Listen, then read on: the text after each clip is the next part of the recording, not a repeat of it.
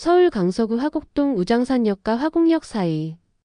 강서구에서도 비교적 조용하면서도 생활 인프라가 잘 갖춰진 이 지역은 한때 서울 마지막 신도시라는 말이 붙을 만큼 부동산 수요가 몰리던 곳이었습니다. 두 역 사이에 자리 잡은 강서힐스테이트는 총 19개 동 규모의 대단지 아파트로 입주 시기는 2015년이었죠.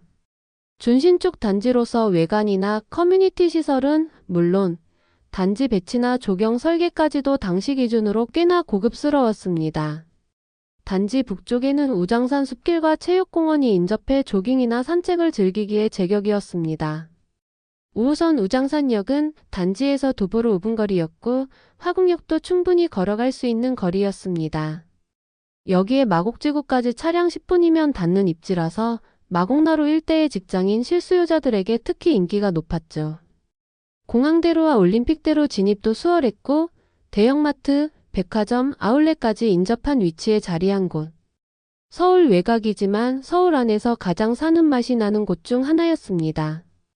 이런 입지를 가진 33평형 아파트 한 채가 2023년 말 경매에 붙여졌습니다. 부동산 열기와 함께 고점에서 거래된 물건이었고 결국 시장의 반전과 함께 한 세대의 실패를 기록하게 된 셈이었습니다. 이 집의 주인은 윤정우, 1982년생, 당시 41살의 남성이었습니다. 아파트를 매입한 시점은 2020년 11월, 가격은 11억 4천만 원이었습니다. 그중 6억 원은 은행권에서 대출을 받았고 나머지 5억 4천만 원은 본인의 자금으로 충당했습니다. 연소득은 1억 5천만 원을 넘겼기에 대출 원리금 상환에 아무런 문제가 없어 보였습니다. 윤정우는 경상북도 구미에서 태어나고 자란 사람이었습니다. 조용한 산업도시에서 3남매 중 장남으로 자라며 어린 시절부터 일찍 철이 들었죠. 그는 어릴 적부터 일단 몸부터 움직이고 보자는 성격이었고 고등학교 졸업 후엔 대학에 진학하지 않고 바로 철강 유통회사에 취업했습니다. 부모님 역시 오래전부터 맞벌이를 하며 생계를 꾸려오셨기에 가족 모두가 일하는 삶에 익숙했습니다. 그가 처음 입사한 곳은 구미국가산업단지 근처의 중소철강도소매 업체였습니다. 야적장에서 철판을 옮기고 정리하며 하루 종일 먼지 속에서 일했지만 그는 불평 한마디 없이 묵묵히 자리를 지켰습니다. 당시 팀장이 했던 말이 아직도 기억에 남는다고 했죠. 정우야, 철은 거짓말 안 해. 내가 어떻게 다루냐에 따라 결과가 나와. 그 말에 그는 오기로 더 정직하게, 더 열심히 일했습니다. 시간이 지나면서 자연스럽게 배송 담당, 출고 관리, 거래처 대응까지 맡게 됐고 20대 후반엔 구미를 떠나 서울로 올라왔습니다. 서울 생활은 쉽지 않았습니다. 낯선 도시, 빠른 속도, 높아진 물가. 하지만 그는 마곡지구에 처음 공장과 연구시설이 들어설 때부터 이 지역의 가능성을 읽고 있었습니다. 그 무렵 그는 JW 스틸이라는 작은 철강제 도소매 회사를 직접 창업했습니다. 사무실은 마곡지구 인근 오피스텔, 거래처는 시흥, 인천, 안산, 시화공단까지 다양했습니다. 매일 아침 6시에 일어나 전표 정리를 하고 7시에 거래처를 순회했습니다. 일이 끝나면 거래처 매출 기록을 정리하고 자정 무렵 잠자리에 들곤 했습니다. 주말은 공장장과 미팅하거나 재고 조정 업무에 투자했습니다. 그렇게 땀으로 일군 자금이 5억 원을 넘어서자 윤정우는 결혼 10년 차에 접어들던 시점에 내 집 마련을 결심했습니다. 아이들이 커가는 속도와 전셋값이 오르는 속도를 동시에 실감하던 무렵이었죠. 주변에선 이제라도 안 사면 서울 못 들어간다는 말이 공공연히 돌고 있었습니다. 때는 2020년 코로나의 혼란 속에서 부동산 가격은 연일 최고가를 갱신하고 있었습니다. 그는 결국 강서힐스테이트 33평형 아파트를 11억 4천만 원에 매입합니다. 대출은 6억 원 한도로 승인받았습니다. 나머지 5억 4천만 원은 순수 자기 자본이었죠. 입지나 주변 시세를 감안하면 무리한 투자는 아니라고 판단했습니다. 아파트는 마곡지구에서 차로 10분 거리였고 아이들이 자라기에 환경도 괜찮았죠. 입주 당시 그는 누구보다 뿌듯했습니다. 이제 나도 서울 사람 됐구나라는 생각이 들었고 남들 다 하는 집 마련을 나도 해냈다는 뿌듯함이 있었습니다.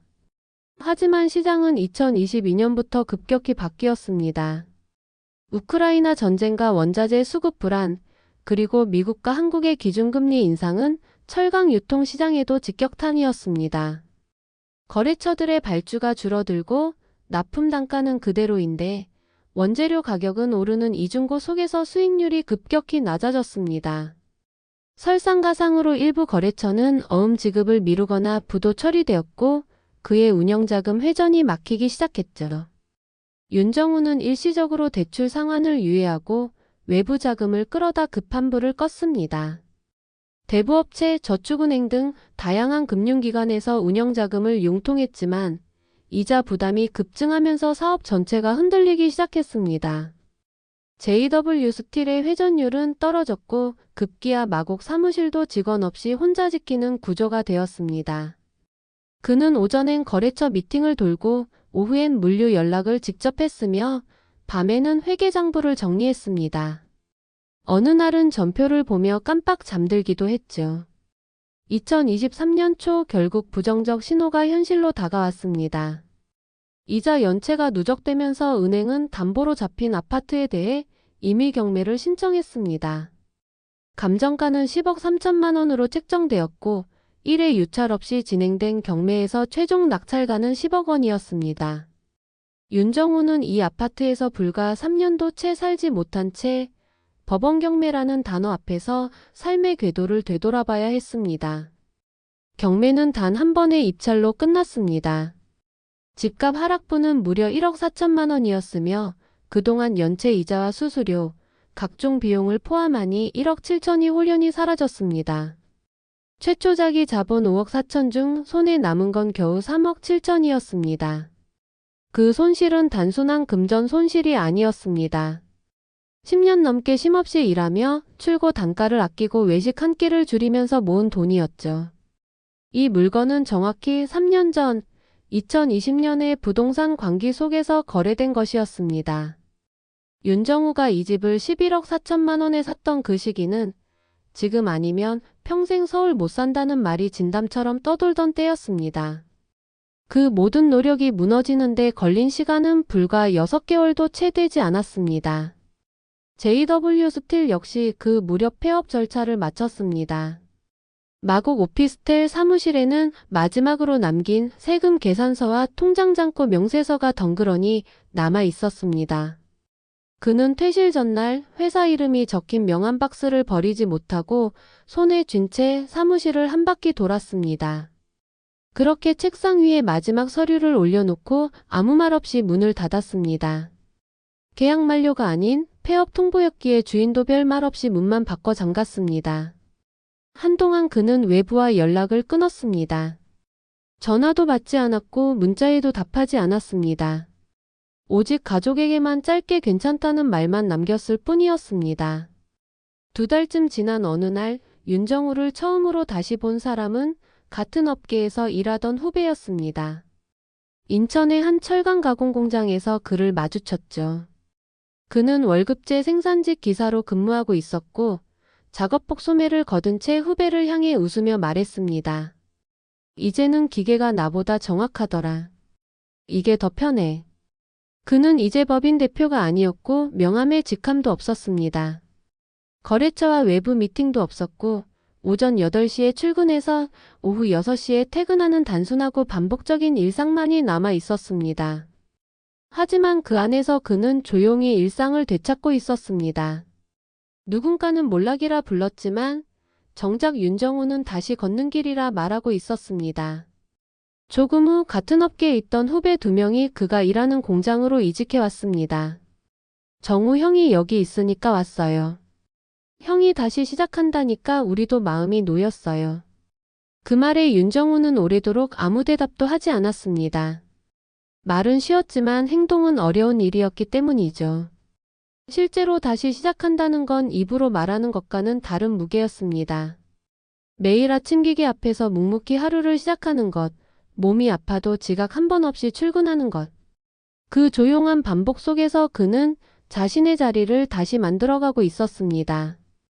요즘도 윤정우는 퇴근길에 우장산역 근처를 한 번씩 지나가곤 합니다. 일부러 그 길로만 걷는 날도 있고 그냥 지하철역 출구 근처에서 몇 분을 머무를 때도 있습니다. 멀리서 강서일 스테이트 단지의 불빛이 보이면 가끔 그 자리에 멈춰 서서 하늘을 올려다보곤 하죠. 그땐 그게 내 전부였어요. 그래서 더 매달렸고 그래서 더 많이 무너졌죠. 지금은 전부를 다시 정의하는 중입니다. 그렇게 윤정우는 무너졌던 자리를 정면으로 마주하며 다시 살아내고 있었습니다. 숫자로 환산되지 않는 감정과 책임, 그리고 노동의 무게를 안고 그는 오늘도 현장으로 향합니다. 이상입니다. 유익했다면 좋아요와 구독 꼭 부탁드려요. 그럼 오늘도 오붓하세요. 감사합니다.